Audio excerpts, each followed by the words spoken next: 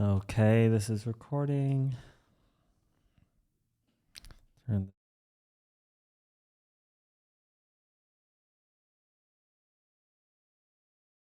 1, 2. Hey, do not have a lot of time today, so okay, how do I do this again?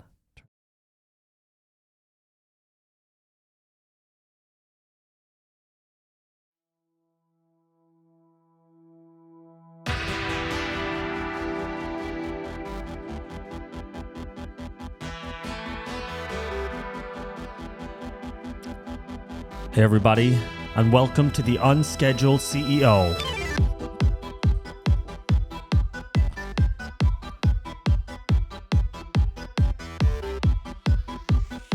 It's Wednesday, the 15th of February, 2023.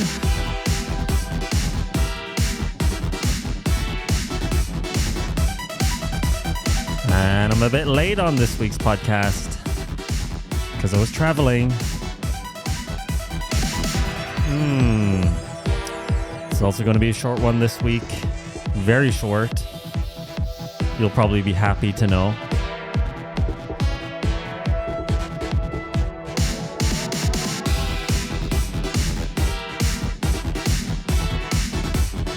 Yeah.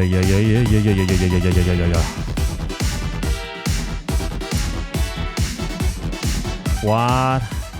Whoa. What a week. What a week. So I'm just back from Sweden. Just spent the entire weekend that just went in Sweden with my team. If you were listening last week, you would have heard we did a team retreat at the residence, at the manor of someone called David JP Phillips. David JP Phillips. And am I recording? I just gotta make sure. Am I even fucking recording? Yes. Am I recording here? Yeah. So David JP Phillips is one of the most well-known public speaking coaches in the world. If you Google him, let's take a look here. David JP Phillips. Oh fuck! Cool. My mic is not. David JP Phillips TED Talk. Let's take a look. Let's take a look here. Let's go to reaction. 4.4 million views on this one. The magical science of storytelling. I didn't even check if this audio. Ooh, this audio is not working at all. Fuck. Oh yeah, so that's something I didn't set up before we started. This should work. Man, a journalist. Oh, his voice sounds different now. When was this? 5 years ago. So we were at this guy's house for the weekend with the team. He invited us to stay at his house. He has a manor, like an actual manor. I wonder if he has like videos of his manor on YouTube. No, I don't think so. He has this crazy manor, like literally an entire massive old manor. All of these like acres of land, multiple houses on it. It's crazy. It's like a big project of his family is kind of restoring it and all that kind of stuff. Really wild, really great weekend. So we spent the entire weekend there with the workshopper team, or the AJ and Smart education team, the AJ and Smart courses team. And it was amazing. It was really, I can hear this thing doing weird stuff again. If you listen to episode 2, I think it was episode 2 of the podcast when I was talking about this topic of atomization, I think it's a very important topic. If you didn't listen to that one yet, it's this idea of living a more integrated life rather than everything being in these separate pieces. And I think David has mastered that. He lives in the manor with his family. His business is run from the manor, so it's full of his employees. His friends are there. His mother lives there.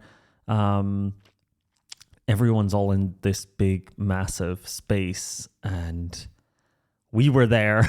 We were just invited to join in on like family dinners and breakfast and all of that stuff. And it was just such an amazing, amazing experience. The entire AJ and Smart team is like, we're recovering.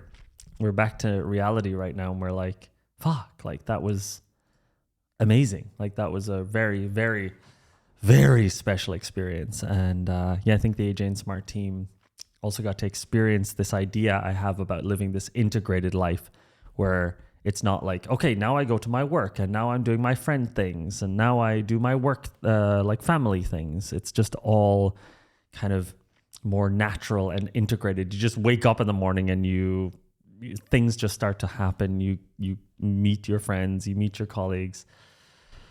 That's I'm definitely curious about it.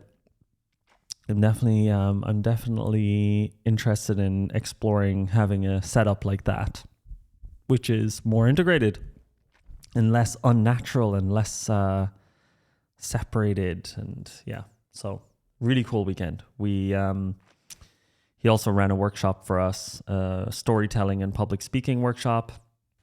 David, honestly, he's just the real deal. I think it's funny because when I arrived at the manor, I was like, this is weird, like that everyone, family and everything, like it's just all so integrated that I actually thought it would be too much. But it wasn't. It was really amazing. Rebecca, just my sister who was with me, speaking of integration, my sister and my brother work at AJ and Smart now.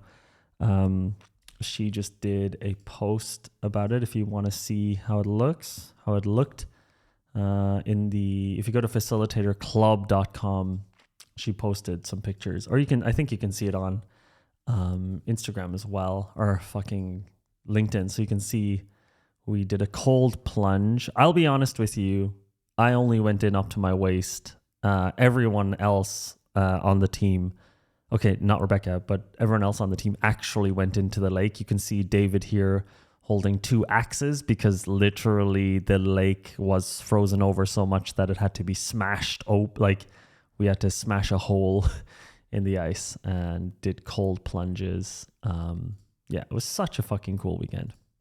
So amazing.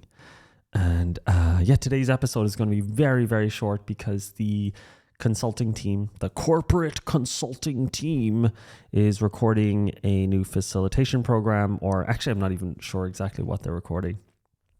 I should have asked, but they are recording in this office space where I do my podcast, and I do not fucking feel like moving all my podcast equipment just so that I can do a longer episode. And I also will have like a little sauna appointment today, so we got to do it.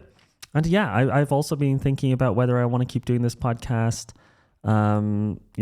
Missing being so late this week, I was like, do I still want to do this? And so far the answer is yes, but who knows? Maybe you never know. You never know when the last episode is. Definitely what keeps me going is the great comments, great questions, the feeling that people are listening to this and getting value out of it. But like I said before, as soon as I have the feeling it's not really giving anyone value, then I, of course, won't feel like doing it anymore. So let's just enjoy it. Let's just enjoy it while it's happening. So the weekend was super special. Really, really special. Sweden. We were in like northern Sweden. I actually don't even know where we were, to be really honest.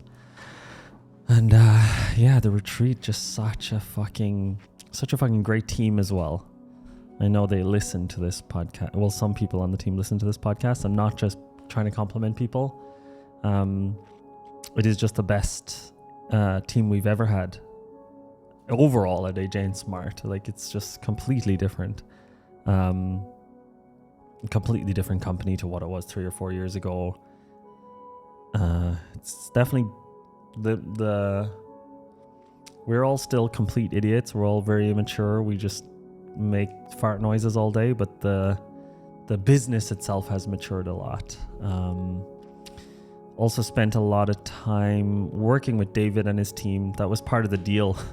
So the deal was we get to hang out in his manor and have a lot of fun, and he'll do some training with us in return for me and Laura and some other team, Dom and Adam, helping them with sort of course sales related stuff, because we are experts at selling online courses, and that's, our business. And so that was really cool as well. I think just, we don't do that as a service. So doing it, going to someone who's kind of well known and helping them with their course business stuff, it feels good. It feels like, I'm useful. So that was very fun as well. So yeah, amazing weekend. And there's what else happened in the last since then, looking back on my calendar. I can't really talk about that. That's something I can't talk about on the podcast yet. No, that's pretty much it. That's pretty much the big business update. Next week we are doing our second launch of the facilitation course. It's a second public. So we're doing it in these sort of cohorts, although it's not really, really cohorts. And next week is the next big one. So the first one went pretty good. I think we made about 130,000 euro in that experiment. And so obviously the goal is to make more next time. And we learned a lot from it. We learned, we're going to do a live stream, but it's going to be different. It's going to be more of a warm up to the emails themselves. Yeah. I want to go straight into the main topic today. The main topic today, I told you last week it was going to be how to get what you want out of life, but I actually decided the other night, I just was hanging out. Can't remember exactly. Me and my sister were hanging out in my apartment, and randomly at like midnight, I was like, actually I have an idea for an article. And I decided to write something, and I found this video. And I actually go back to this video a lot, and it's called Steve Jobs and the Secrets of Life. Wait a second. We're going into the main theme, so let's hit the main theme music.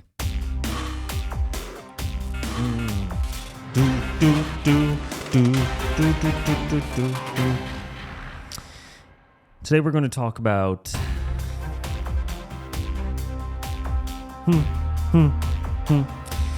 we're going to be on the topic of getting what you want out of life. And it's like a continuation of the topic from last week, which is sort of how do you figure out what you want. And I want you to watch a video with me. It's Steve Jobs, cliche, blah, blah, blah. Who cares? It's a great video. And we're just going to watch it. Let's just watch this. I hope it's loud enough. Last week I realized the videos were not loud enough. I'm going to turn it up quite loud here. Okay. The thing I would say is... Okay, the audio is actually quite bad. It's not just that you're hearing it bad on the podcast. It is kind of coming out one ear. And it also really starts in the middle. The thing I would say is... Okay, so let's listen. The thing I would say is... When you grow up, you tend to get told that the world is the way it is, and your life is just to live your life inside the world, try not to bash into the walls too much, try to have a nice family life, have fun, save a little money. But life, that's a very limited life. Life can be much broader once you discover one simple fact, and that is everything around you that you call life was made up by people that were no smarter than you. And you can change it. You can influence it. You can build your own things that other people can use. And the minute that you understand that you can poke life and actually something will, if you push in, something will pop out the other side, that you can change it, you can mold it. That's maybe the most important thing, is to shake off this erroneous notion that life is there and you're just going to live in it, versus embrace it, change it, improve it, make your mark upon it. I think that's very important. And however you learn that, once you learn it, you'll want to change life and make it better, because it's kind of messed up in a lot of ways. Once you learn that, you'll never be the same again. Yeah. I added the music, by the way. Oh.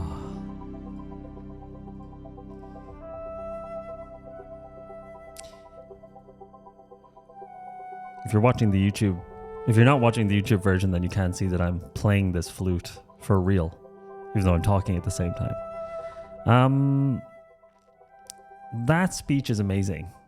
Let me just kind of read out my favorite chunk of that, because I wrote an article on it, like I said, midnight the other night. I was just watching that video and I was like, fuck, you know what? I'm going to write a little article. So the article is called Life is a Game and Everything is Made Up. So it's better to learn how to influence it rather than just getting dragged along. So in the beginning of the article, I quoted Steve Jobs.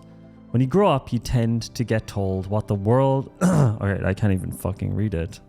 Someone was talking about the podcast last week and they were like, oh yeah, it's great. I listened to you read an article really badly.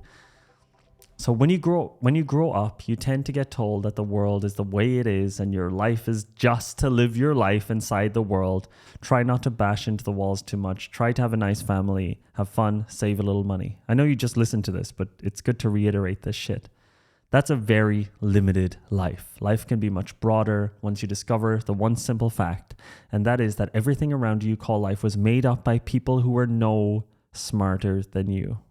Seriously, that's such a big fucking thing to realize. And I have realized that. Like it's something that sort of has dawned on me that life is a game. Life is a video game. Life is not a movie. I think I write that in the article here. And you can change it. You can influence it. You can build your own things that other people use. And once you've learned that, you'll never be the same. I'll just read a little bit more here. So I think you should know that this is the truth. Everything you think is just how it is was invented by people who came before you and weren't necessarily smarter. Life is a video game you can play, break, and manipulate. It's not a movie that you just happen to be taking part of. In a movie, stuff just happens to you. In a game, you decide what happens and when. So what are you going to do about it? Let me close this out with a really amazing quote from someone else you'll think is cliche. So this is a quote from Gary Vee. Most of society's rules and traditions are based on when people were dying at 50 years old. As in, people used to not live very long before, so they had to make up a lot of rules around that. When you should get married, what you should do, and what you should have accomplished is literally based on last century's DNA. And so a lot of us are just getting dragged along by these rules and these ideas and these traditions that we think are like part of the like fabric of reality or something.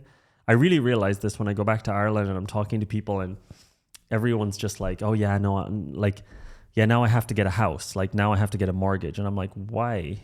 Like I genuinely, I'm curious. I'm like, why do you have to do that? And it's like, yeah, because like that's what you do. Like, it's just, there's no other options. That is what you do in Ireland and in a lot of places. You find like a boyfriend or a girlfriend, then you buy a house, then you get married, and then very soon after you have 2 kids, and you also have to have a dog. And those things are, if you don't do those things, people think you're weird.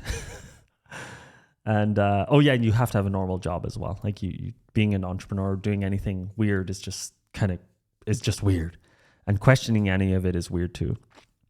And so, as you can imagine, I was always me deciding to leave Ireland was already like a weird thing. Like people just think the way I live my life is completely crazy. And I love when I meet people who question or just look at these things as suggestions and not rules. It's like, yeah, you can buy a house, you can do these things, but you don't have to. And the house thing is really almost like evil. It's like crazy propaganda, because in Ireland, people buy houses in their early 20s. And they're like, it's a great investment. By the way, you have no idea if it's a great investment because you have no idea what you're doing money-wise. That's like one of those things. It's like, it's propaganda. It's like, it's a great investment. And yet also every single person does it. And not everybody is successful.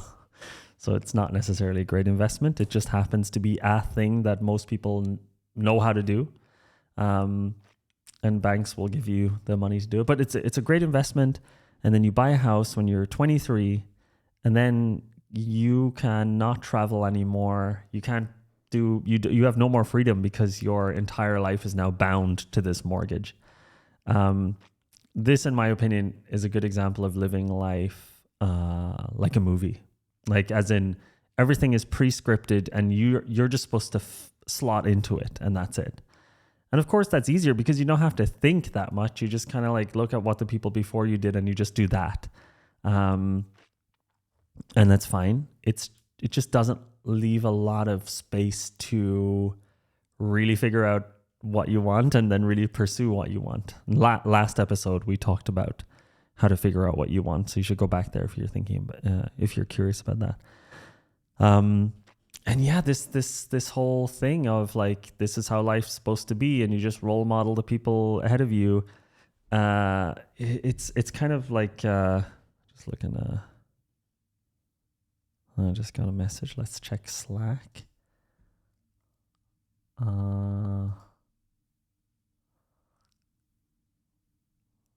Okay, I don't see the community channel. Okay, never mind. Yeah, this thing of questioning things also makes life, I guess, in the short term harder because you are in control now. It's not a movie. It's not just like watching something on Netflix and sitting back and like watching life happen to you.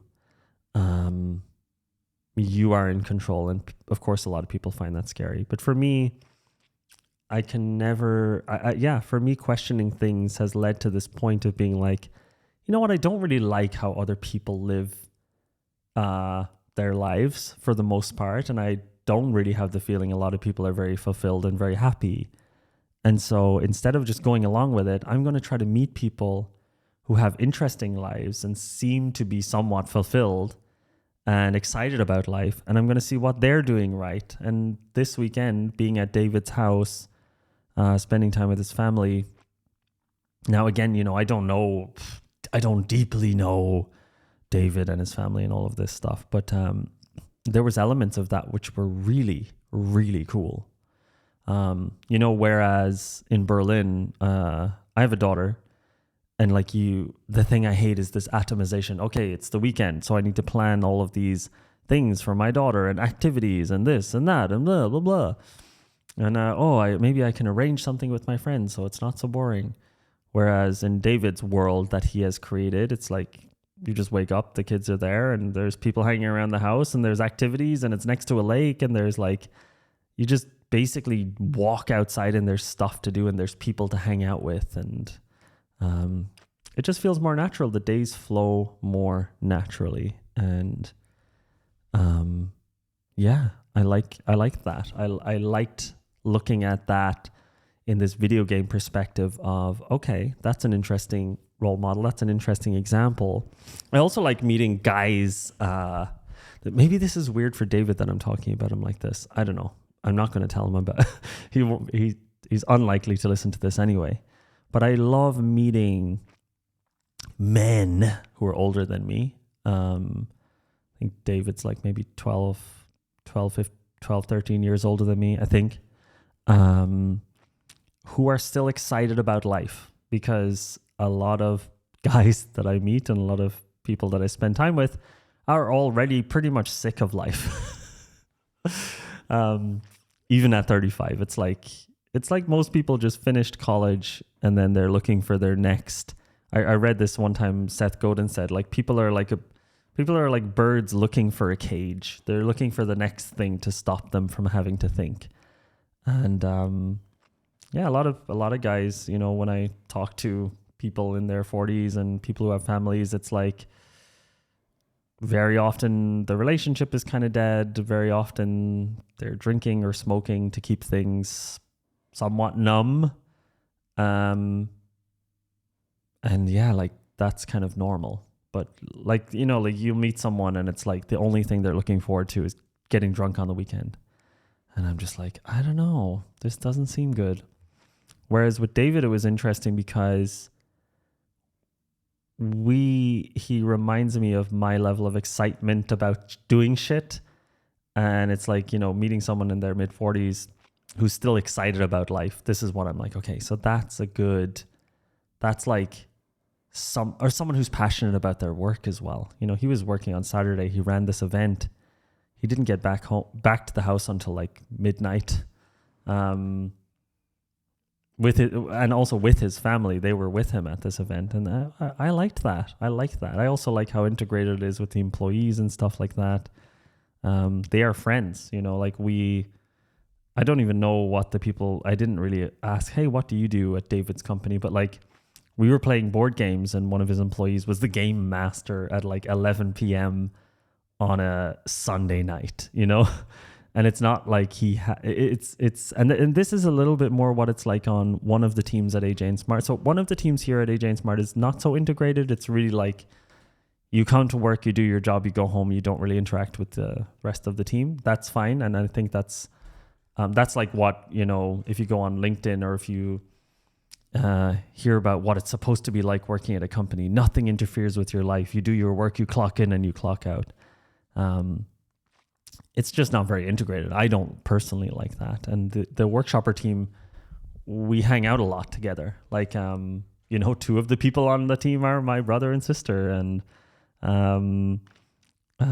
like Laura, who runs the team, is really good friends with a couple of the people on the team. And they hang out personally and go to dinners and drink together and hang out on the weekends. And it's all very intertwined. It's all very integrated. And I know there's like, it's dangerous to integrate things, but yeah, you can decide. It's all a video game. And somebody actually commented under this post. I just saw it today. Maybe he didn't comment. Where was that? I really loved it. He quoted something. So Dan Carino, he wrote, in response to my Steve Jobs quote, he wrote, there's a quote, "The reasonable man adapts himself to the world. The unreasonable man persists in trying to adapt the world to himself. Therefore, all progress depends on the unreasonable man." George Bernard Shaw wrote that.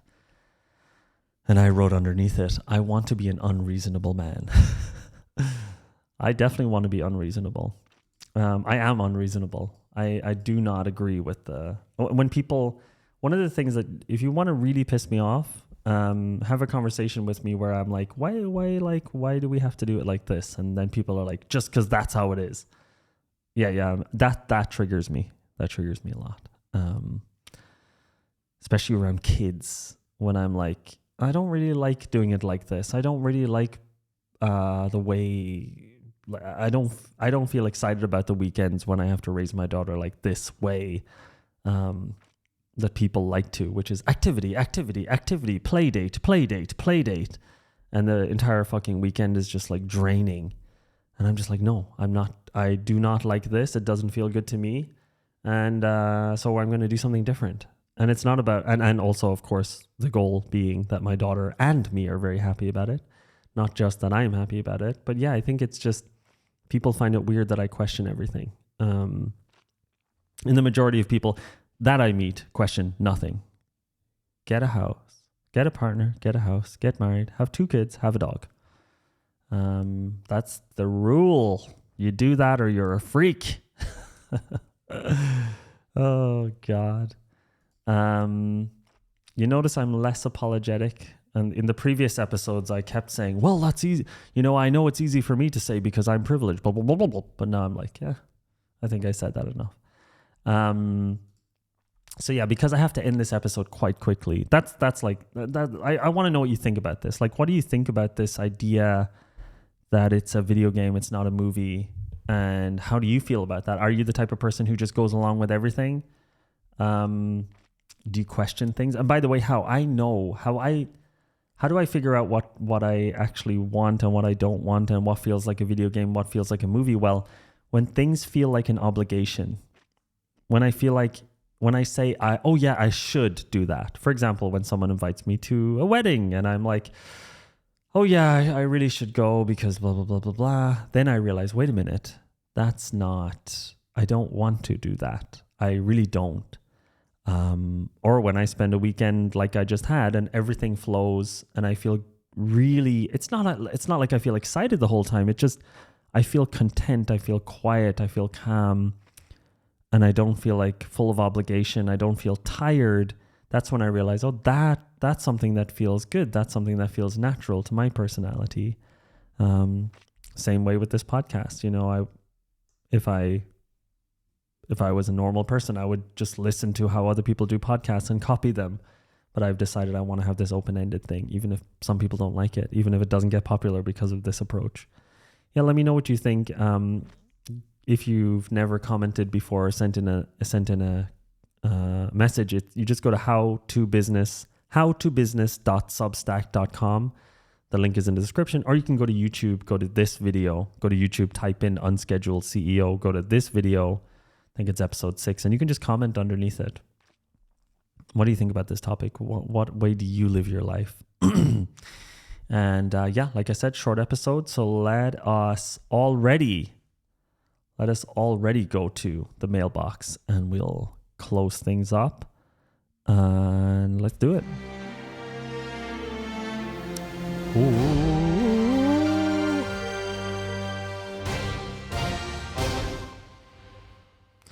All right. Okay. So, Augustine Bernardo writes in. He says, "This is Augustine from Argentina, living in Minnesota. And I've been reflecting a lot on your episode about work-life balance. And although I fully agree with your principle, there's room for interpretation on what that means. I see work-life balance as the ability to organize your day and week in a more flexible way. As a designer, I'm passionate about what I do and don't have problems to work or talk about work outside of the 9 to 5. As design, innovation, technology, business are things that I enjoy. The following quote will also help to exemplify my interpretations of work-life balance when working for a company, not being an entrepreneur, because you are still getting paid by the hour. A non-linear workday essentially means that you're not working a typical 9 to 5. You have regular periods of the day where you're working, but they don't typically match that standard of 9 to 5 with a classic lunch break in the middle." Yeah, I agree. And okay, here's my question.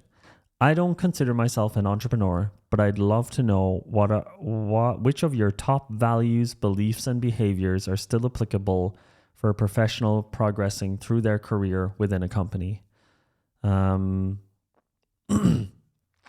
In my opinion, the number one thing that people do wrong, I can see this, as someone who runs a company and observing people who could have great careers. Over the last 13 years of running AJ and Smart, there have been people who've come and gone, and I'm like, wow, this person could have an amazing career inside and outside of AJ and Smart if they would do things a little bit different. And I think it's more like which things will hold you back, and the biggest thing is the ego. If you have a big ego, and especially if you have a big ego and don't have the skills or don't have any reason for people to respect you because maybe you have not had a long career yet, then you're fucked, basically, because everyone's going to hate you secretly and no one will want to work with you. And but you'll think you're great, and you'll think everyone just doesn't see your greatness. There's a book called Ego is the Enemy by Ryan Holiday, which I would recommend every single person read, because the people who are the most successful, especially the people who are the most successful who don't own businesses, have low ego and high skill. So they tend to be quite humble, but really fucking good. And the reason they get good is because they are so humble and because they are willing to listen and learn from others. Laura, who runs the entire education business, is probably the most humble person I've ever met, but also the most competent. Just knows how to do shit. But also, if she doesn't know how to do something, she'll just quietly learn. So yeah, if I really believe, and also when I'm trying to get to the top, or when I'm trying to get what I want, I'm not at the top of the food chain. There's a lot of people above me. Then being humble and lowering my ego and putting other people ahead of me, other people's needs ahead of mine when I want something really helps, even if you want to play it as a game. I think there's 2 books I would recommend. One is Ego is the Enemy. And the second, this is a controversial book, is called The 48 Laws of Power. Because whether you like it or not, power exists. It is just power, like power structures is just a part of life which will always exist and never go away. And even though people love to try to build like systems to avoid that power thing existing, it exists anyway, whether it's in your friend group, in your company. Power is just part of life. And understanding it and understanding how other people use power so you know what they're doing is such a valuable thing for building a career. And I'm not talking about, hey, use all these evil tricks. That's not what that book is about, although you could interpret it that way. I interpret it as, oh, this is what happens when you have a power dynamic. When people are above me, this is what they might be thinking. And so it's just a good way for me to avoid fucking up relationships where there is a power dynamic when someone is above me, which is a lot of my life. I mean, I would also consider, for example, David, the person who I spent the weekend with. If I was more of a dickhead and had more of an ego, maybe I would not have gotten along with David, because we are two very, very dominating people. We are like the heads of our tribes or whatever. And I think maybe I would have had trouble with that maybe 8 years ago because of my ego. Being in the room with someone who everyone else admires more than me would have caused me issues. And then these issues would have caused me to not be able to connect well with this person, and then there would be no relationship. And yeah, I think that's a really big deal. Read Ego is the Enemy.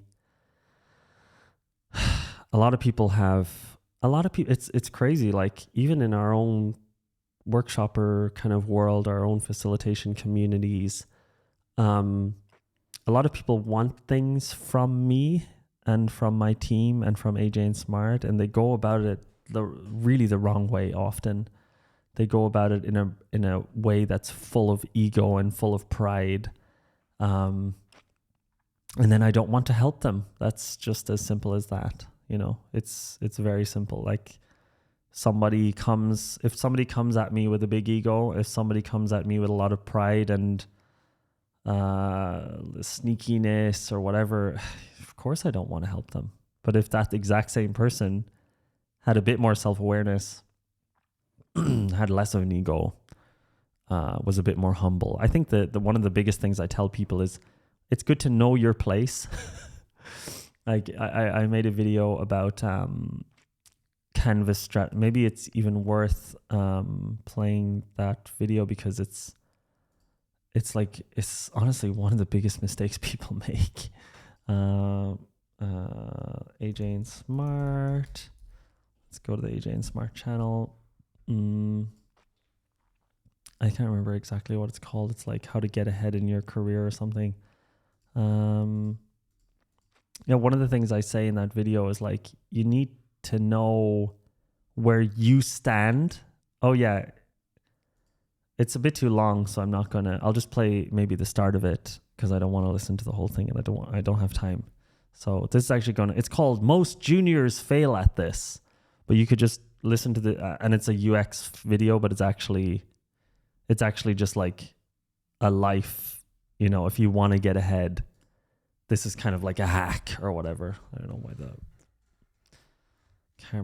this camera is fucking shit. All right.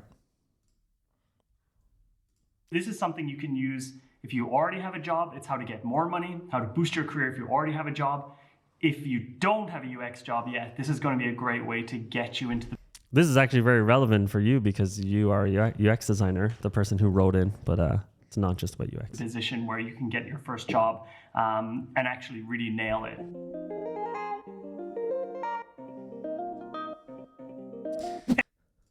Jonathan here from AJ and Smart, and today's video I'm going to talk about the number one strategy for getting a job in UX, or to be honest, in almost any field. But because I came into my kind of career as a UX designer, that's just what I know, so that's what I'm going to be talking about. So first of all, for anyone who doesn't know who I am, I'm a UX designer at worked for the last. Now, the canvas strategy is a concept. So the concept I'm talking about is called the canvas strategy. I'm taking this from is called the canvas strategy. Now, the canvas strategy is, in my opinion, the best way to boost your career. But it's the best way to get ahead in life in general. the great thing is most people, even if they learn about it. Oh yeah, that's the thing. This is such a big deal. Like, I've been telling people about the canvas strategy for fucking years. Like, this video itself is 2 years old. Nobody does it because everyone's fucking ego is too big. Like, it's funny because sometimes I'm like, someone can be really talented. They'll join AJ and Smart. I'm like, holy shit, this person's talented. Their ego fucks them up. They end up leaving. And then, like, I don't know, I meet them 5 years later and they still haven't been able to get their career moving. But I can't tell them. It's not my place. I don't want to say, oh, I think if you looked at your ego, because their ego will stop them from actually being able to do anything about that. Yeah, it's crazy. It's some people, like, they hold themselves back their entire lives because of their ego and they end up bitter. Most people won't learn about it, but even if they do learn about it, they won't actually execute on the canvas strategy, because usually a lot of young designers are not humble and they think they know everything. So that's one of the reasons why a lot of people watching this video will also not take action and not do anything about it. So if you're one of the few people watching this and actually does something about it, really, really great. Okay, so what's the canvas strategy? The canvas strategy is something I learned from a guy called Ryan Holiday. Ryan Holiday wrote The Obstacle is the Way. He wrote a lot of really great New York Times bestsellers, and my team will probably put the link to his canvas strategy article in the description. Thanks, team. The canvas strategy is, in a nutshell, it's about learning how to get what you want by learning how to get other people what they want. And even an easier way of thinking about it, it's about making other people look good as well. That's another way. So a quick example would be, a lot of people ask me, how did my company, how did AJ and Smart end up working with these massive, cool brands? Like, how did we end up working with Twitter? How did we end up working with companies like Lego? How did we end up partnering with the guy who wrote the book Sprint, for example? Well, almost every single one of those cases, which helped boost my company like into the stratosphere, were related to the fact that I was using something called a canvas strategy. And the canvas strategy, basically, there's like 3 steps in the beginning. One is you need to know where you are in the food chain. So for example, I'm only going to go to that part of the video and then you can watch the rest in your own time. 3 or 4 years ago, maybe I'll take a piece of paper here and write on it, on the lovely AJ and Smart notepads, which we're not selling, don't worry. I'm like paranoid that people think I'm trying to sell something here. So the first thing is you need to know where you are. So know where you are in the food chain. So for me, okay, let's talk about working with Lego or something. And actually I'll even change Lego to Jake Knapp, because a lot of people know Jake Knapp is the guy who wrote the book Sprint. There's like 1 billion copies of it up there. And a lot of people were surprised that I managed to get in touch with him and then work with him. And then he connected me to a lot of other big companies like Twitter, for example. So I realized that I was here and Jake was up there. And because I realized this, if you're not looking at the video, I kind of drew a circle on the bottom of the page and a circle on the top of the page. And I said, Jake was at the top, I was at the bottom when it comes to the career food chain. That's just the kind of way I look at it. It just means that you very clearly understand where you stand when you're asking for something. Because sometimes people will ask me for stuff and I have the feeling they think they are at the top of the food chain or at the same level as me. And so that also means that the way they ask is like very incorrect. Like, oh, hey, John, let's meet up next week. I'm like, what? You know, we talked about this before. What do you mean, let's meet up next week? I don't really know you, and like what do I get out of this? You know, like there's all these thoughts. I'm just one of the rare people who actually says what I'm thinking. Most people will be like, oh no, sorry, I actually don't really have time this week, blah blah blah. I was humble enough to realize that I can't just go and say, hey, by the way, Jake, let's work together. Connect me to all of your cool clients. And seriously, that's what a lot of people do. That's a really big mistake a lot of people make, is they're like, hey, can you look at my portfolio? Hey, I want to work at AJ and Smart. Hey, I'll do an internship at AJ and Smart. Or even they'll say, hey, I'll do a free internship at AJ and Smart. I get minimum 5 to 6 LinkedIn posts, LinkedIn mails every day. I wish I could just open it up right now, but I don't want to shame people. And it says, hey, Jonathan, really love what AJ and Smart does. Here's my portfolio. Would love your feedback. Uh-huh. And they think that's enough, right? First of all, we don't do free internships, so don't ask. But they don't think about where they are, who we are, all of this kind of stuff. So that's step one, just understanding where you are in the food chain. And it's also good to know who's below you, right? So below me right now would be junior UX designers who want to learn things. So what you're wanting to do in a nutshell, in a very simple graphic, is me, the person, let's say Jake. So in my life right now, or in my life 3 years ago, it was me, the person, the people who I wanted to get in touch with and access their networks. And then under me was like junior UX designers who I was teaching through the YouTube channel. Okay, so step one is knowing where you are. Yeah, okay, that's enough already. You really need to know where the fuck you are in the food chain before you start trying to ask for things. It's super important. Super, super important. So yeah, that's my advice to that question. The question that, where the fuck is the question gone? Shit. Oh shit. Oh yeah, I found it. That was a question from Augustine Bernardo. Thank you so much for the question. David writes in, he says, I think there's a lot to selfishness. Last week's episode was about selfishness. We idolize the most selfish people in society. Elon Musk, Steve Jobs, Gary Vee, Alex Hormozi. Yet when we sit in an office together, we treat collaboration as a big circle jerk where everyone should get to say their piece, share their thoughts. We feel obliged to ask people for their thoughts when we really don't care. It's a fast track to beige collaboration and political organizations, because the only way you can actually get what you want is to manipulate others, compared to the opposite of knowing where you stand with everyone because they're not dancing around the topic to avoid upsetting someone else. In terms of wants, when I was in my mid-20s, I decided I wanted to be a design director. By my late 20s, early 30s, I was on the verge of reaching that goal. After a bunch of discussions, quickly realized it wasn't what I wanted anymore, and it was time to step off the career ladder and become an entrepreneur. I'm glad I tried because it allowed me to burn my ships and commit to making my new business work. Hope you stick with the pod. It's thought-provoking and gives me plenty ideas for content of my own. Thank you. I really don't know if I'll stick with the podcast, but I appreciate you asking or suggesting it. There's another question here. Cara Van Malsen. I actually haven't read it yet, or I haven't even looked at it. I just saw it now. Hi, Jonathan. What am I even showing on screen right now? Nothing. Hi, Jonathan. Cara from Florida here. You mentioned on another episode wanting to call out where people are writing in from. So there you go. Thank you, Cara. Loving this podcast. I stumbled upon it this week, and now I'm going back and checking the earlier ones. Cara, I'm curious how you found out about it. I don't know how people are finding out about this, which is how I got to this episode. This one resulted in a major aha moment for me. Now I'm going back and forth between watching Spencer's original video and your commentary. Kudos to Spencer as well. Like your past self, I've been running a small consulting firm for about 12 years. We're very much still in the hourly billing model. Yeah, AJ and Smart is 12 years old too, so congrats. We've refined our service offerings from doing whatever people came to us with to orienting around a few specific offerings, which is a first good step.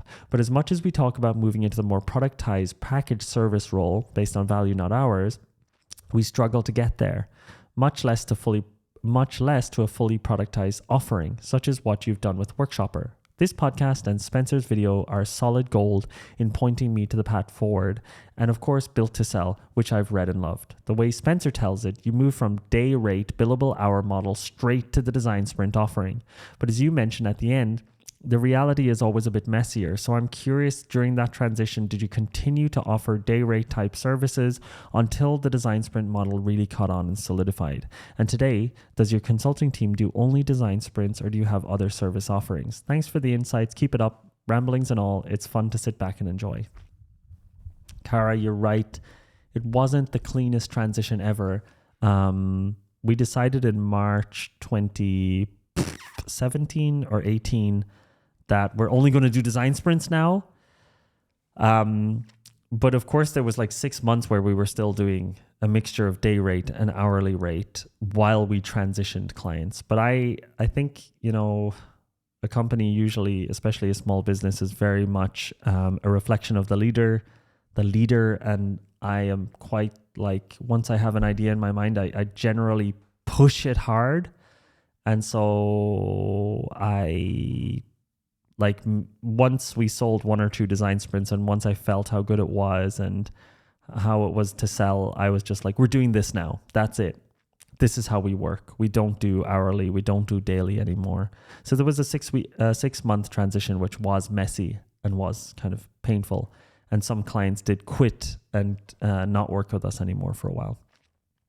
The consulting team does not only do design sprints today. They do design sprints, they do strategy sprints, and they do corporate training around facilitation. But still, the design sprint is probably one of the main, I think it's like 80% of the revenue still. So still a big deal, very big deal. It's kind of like the AJ and Smart specific type of design sprint. If you're in our workshop or master course, you'll probably know already what those packages look like. And so we do a little bit of a mix, but the design sprint is still very, very big part of it, which is quite crazy. All right, everybody, I gotta go because they are waiting to start filming outside and they can hear me talking. Do let me know in the comments on YouTube or on howtobusiness.substack.com if I should keep doing this podcast, because I'm on the fence, whether or not to keep doing it. And yeah, upcoming for me is a trip. I've booked a house outside of the city for me and my boys. There's 7 of us going out to a lake house, and it's a little bit of an experiment in this sort of integration thing. I'm trying out something. I just booked a big lake house and I asked my friends if they want to come.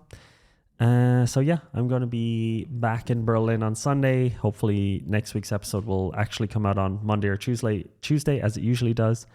And there's also some big things coming up at AJ and Smart, which I'm not going to talk about yet.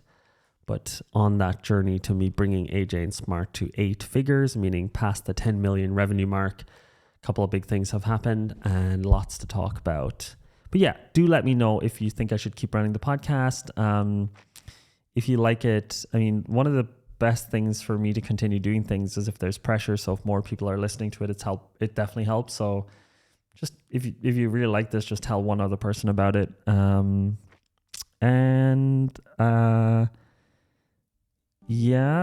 think that's basically it. I'm going to go to the sauna now and think about what I want to do with the business and with the podcast. And I'm going to reflect on the weekend I just had. And that's it. Thank you so much, everyone, for listening. And I hope you have a really, really fucking great rest of the fucking week. You're all great. All right. How do I usually do this? Yeah. Bye, everybody.